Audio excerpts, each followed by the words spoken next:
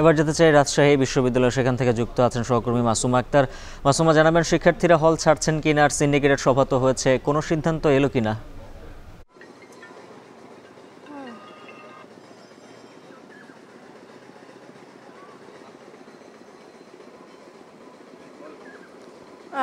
গতকাল রাত 11:30 পর্যন্তই কিন্তু 11:30 বাজে কিন্তু যে সিন্ডিকেটের জরুরি সভা সেটি কিন্তু রাজশাহী বিশ্ববিদ্যালয়ে হয়েছে এবং সেই সিন্ডিকেট সভায় অনুসারে কিন্তু নির্দেশনা দেওয়া হয়েছে যে অনির্দিষ্টকালের জন্য শিক্ষা কার্যক্রম যেমন বন্ধ থাকবে, পাশাপাশি শিক্ষার্থীদের যে হলগুলো রয়েছে সেখানে যেন সকাল বা দুপুর 12টা বাজার আগেই যেন শিক্ষার্থীরা 12টার মধ্যেই যেন নির্দিষ্ট নিরাপদ অবস্থানে চলে যান, অর্থাৎ হলগুলো ছেড়ে যান, সেটি কিন্তু বলেছেন প্রশাসন থেকে। এবং সে অনুসারেই সকাল থেকে আমরা দেখেছি হলগুলো থেকে কিন্তু শিক্ষার্থীরা এক এক করে বেরোচ্ছেন তাদের নিজস্ব প্রয়োজনীয় যে সরঞ্জামাদি রয়েছে সেগুলো নিয়ে।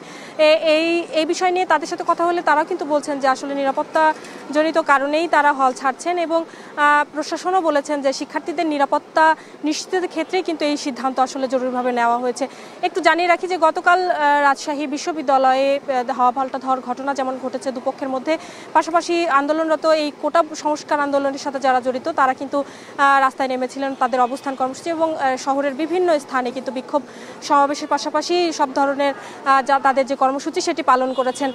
সেই পরিপ্রেক্ষিতেই কিন্তু আসলে রাত 11:30 নাগাদ এই সিন্ডিকেটের জরুরি সভায় এই নির্দেশনা প্রদান করা হয় এবং আজকে সকাল থেকে আমরা রাজশাহী বিশ্ববিদ্যালয়ে দেখেছি হলগুলোর বেশিরভাগ শিক্ষার্থীরাই কিন্তু হল ছেড়ে এরই মধ্যে বেরিয়ে গেছেন, যেহেতু বেলা 12টা বেজে পার হয়ে গেছে এর মধ্যে চলে গেছেন। তবে আন্দোলনরত যে শিক্ষার্থী রয়েছেন তাদের মধ্যে বেশ কিছু শিক্ষার্থী প্রতিটি হলেই আসলে কম সংখ্যক কিছু শিক্ষার্থী এখনও আছেন এবং তারা বলছেন যেটি যে তারা আসলে কেন্দ্রীয় এই কোটা সংস্কারের যে আন্দোলন তাদের যে দাবি দেওয়া সেটি যতক্ষণ পর্যন্ত আসলে তাদের মেনে না নেওয়া হবে সে পর্যন্ত কিন্তু তাদের সেই আন্দোলন বা কর্মসূচির সাথে কিন্তু তারা সম্পৃক্ত থাকবেন।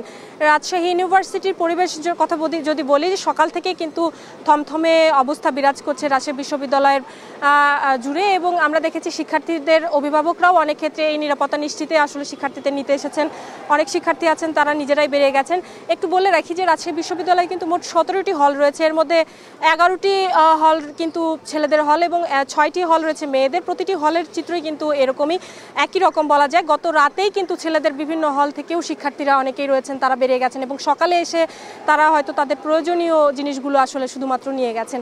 এখন পর্যন্ত পরিস্থিতি যদি অন্যরকম হয় বা পরিস্থিতি যদি জরুরি হয় সেক্ষেত্রে প্রশাসন থেকে আসলে ব্যবস্থা গ্রহণ করা হবে বলে কিন্তু আমরা জেনেছি এখন পর্যন্ত। এই ছিল রাজশাহী বিশ্ববিদ্যালয়ের প্রাঙ্গণ থেকে আমার কাছে এখনকার মতো সর্বশেষ।